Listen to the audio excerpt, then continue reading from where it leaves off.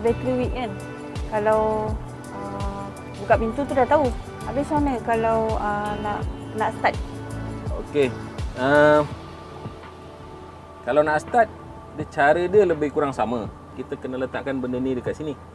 Dekat dengan switch kena ni. dekatkan remote dia tu lah. So kita just tekan brake juga sama, kita tekan. Oh. Okey. Dia kena dekat lah. Kalau yang tadi boleh jauh sikit. Sebab dia ada sensor dekat kunci ni, dekat remote ni. Okey. So dia perlu dekat dan kunci ni dia tak boleh jauh daripada kita lah. Dan at least lebih baik kita letak dalam poket lah. Okey, tu lagi satu tu nampak eksklusif lah. Apa tu? Oh, inilah dia punya parking brake. Oh, ya ke? So dia ni tak nampak. Lain sikit. Dia canggih sikit lah. Okay. Cara dia ada dua cara. Yang pertama, kita kena tekan bila kita nak brake, dan kalau kita nak lepaskan brake, kita kena tekan lagi lah. So dia ada satu lagi. Bila kita dah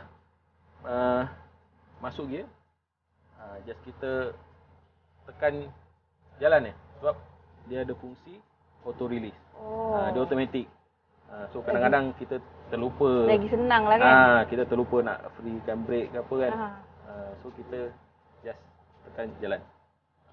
Okey. Okey. Dah faham? Jom. Canggih-canggih semuanya lah. Jom. Kita jalan. Okey. Bismillahirrahmanirrahim.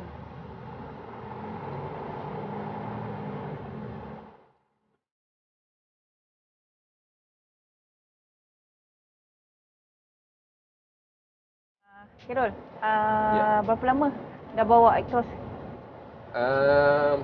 Pengalaman bawa Actros tu lebih kurang tak lama lah, dalam 12 tahun macam tu. Oh, tak lama 12 tahun. Lama tu 12 tahun.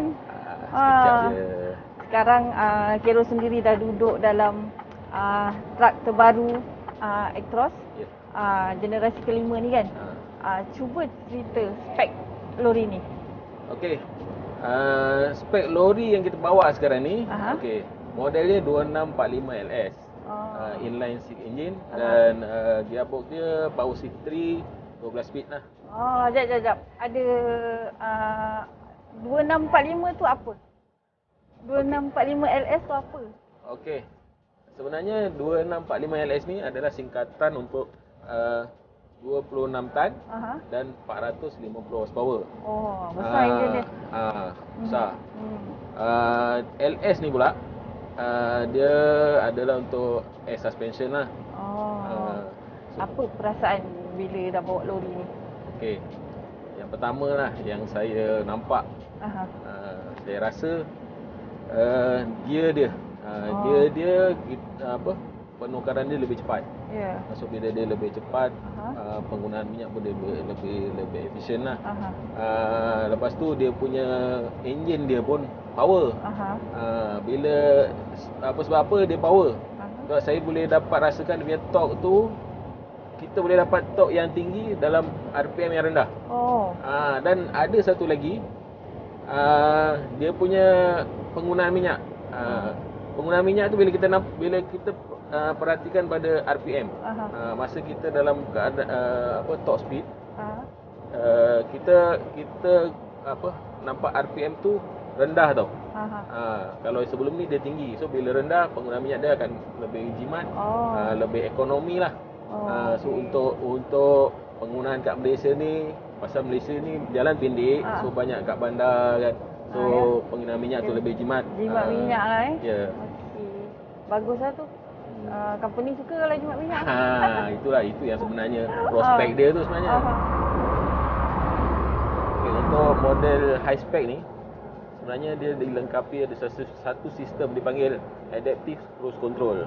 So dia berfungsi masa kita on auto cruise. Dalam contohnya kita buat 80 km sejam. Okey, bila ada kenderaan di depan, katalah dia lebih perlahan, so dia automatik dia akan memperlahankan lori ni tau. So dia akan bagi jarak yang selamat lah antara lori ni dengan kenderaan depan lah. Sebab bila auto cruise ni dia relax kan, kita tak perlu nak tekan brake, tak tahu nak tekan pedal, apa pedal pun tak perlu. So macam ni contoh, kita dah nampak ni, kenderaan depan ni slow. Sekarang kita set pada 80 km sejam. Kita tahu yang kenderaan ni mungkin dalam kita set 85, dia 80, mungkin 79 macam tu. So kita tak akan rapat lah dengan kenderaan depan tu. So dia lebih selamat lah. Contoh ni macam ni, dia makin perlahan.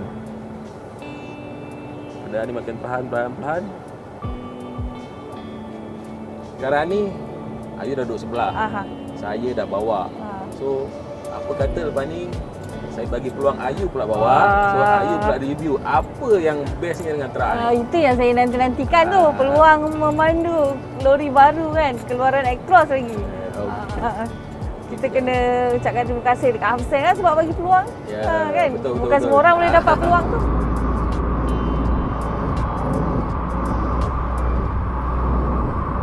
Sebelum kita gerak, apa yang Kak perasan dekat sini, gear dia tak samalah dengan yang dulu. Dulu gear dia kat belah sini, sekarang gear dia dekat atas ni. Jadi dia lebih mudah lah. Lepas tu kalau kita nak ke depan, kita cuma tolak. Masukkan dekat D, free dekat N. Lepas tu nak reverse dekat R lah. Lepas tu dia lebih mesra pemandu lah untuk model yang ni.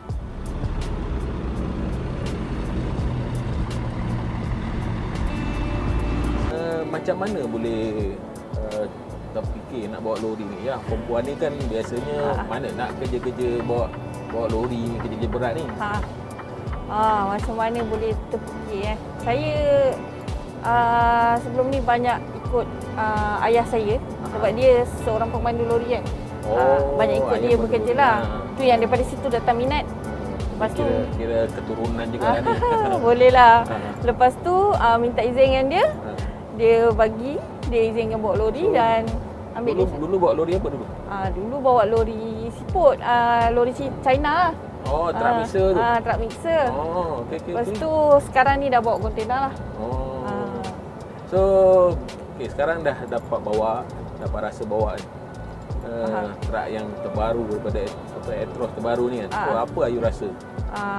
Sekarang ni dah tentulah saya rasa lebih best dan shock sebab banyak fungsi pada sistem keselamatan. Cuba tengok dekat ni dashboard. Semua dah digital kan? Ya, betul. Semua touchscreen. Yalah, zaman moden sekarang kan. Kereta pun semua dah macam ni dah. Adjust dekat touchscreen je dah sekarang ni. Okey, betul. Bunyi apa tu, Yu? Inilah salah satu fungsi keselamatan dalam lori ni.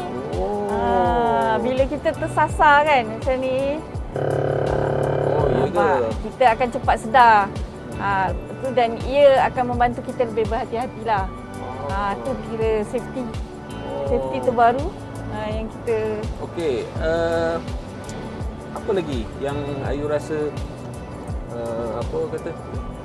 yang lain lah, yang best lah dengan lori ni, sistem dia ni? Exhaust brake dia. Exhaust brake dia ada 2 step. Yang saya perasan bila kita pasang exhaust brake, dia punya gear auto turun supaya exhaust brake lebih kuat. Tu kelebihan dia. Okey. Maknanya dia dapat membantu memperlahankan lori ni lah. Ya, betul. So dia lebih menyimakkan brake lah ya. Betul. Kita dah tak payah guna kita tak payah banyak guna brake lah. Okey. Sekarang ni akan nak tunjuk dia punya multimedia cockpit. Kita boleh adjust kat sini. Macam kita kalau nak adjust aircon, kita cuma tekan tu untuk bagi dia adjust suhu macam ni. Untuk tinggikan suhu dia. Ini untuk kipas ya. Okey. Lagi satu dia boleh adjust lampu juga dekat sini. Kita ada fog lamp depan, fog lamp belakang dengan low beam. Ini low beam. Lepas tu dia pun ada auto off. Okey, kita juga boleh mengawal multimedia cockpit ni dengan menggunakan finger pad yang ada dekat steering ni. Contoh macam ni, kita adjust aircon. Okey, kita boleh adjust ni apa yang kita nak adjust. Ini tak bergerak. Tu untuk adjust aircon. Okey. So, kalau kita nak adjust lampu pun macam tadilah. Sama juga function. Macam tu juga.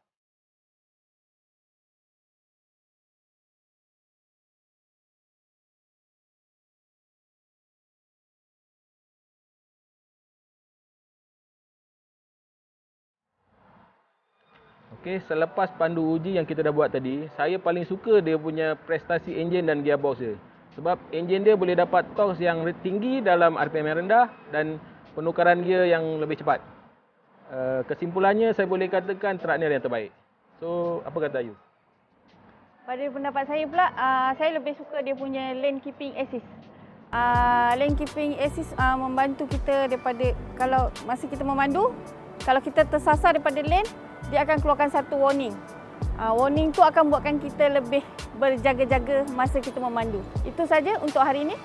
Sekian, terima kasih. Jangan lupa like dan share. Assalamualaikum. Bye-bye.